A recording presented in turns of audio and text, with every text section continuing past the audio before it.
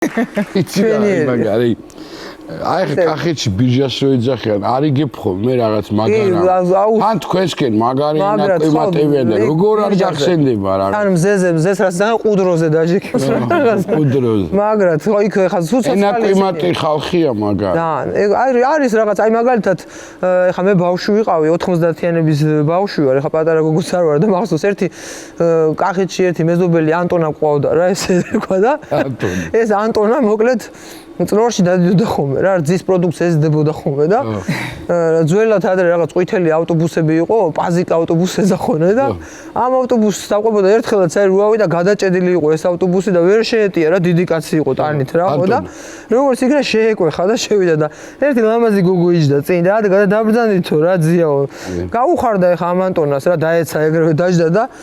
თანაური ხარო შვილო შენო რა გაუხარდა რო დავუწე და ვაქილელი ვარ და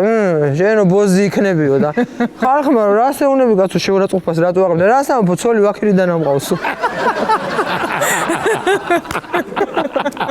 ბრავო აუ ჩემი ბევრი ამბებია კახეთში ხა სულ ანეკდოტები არის მაგრები არიან უბრალოდ თან მაკითხარ ეს ისეთ რაღაცეებს ვიგებ ხოლმე რომ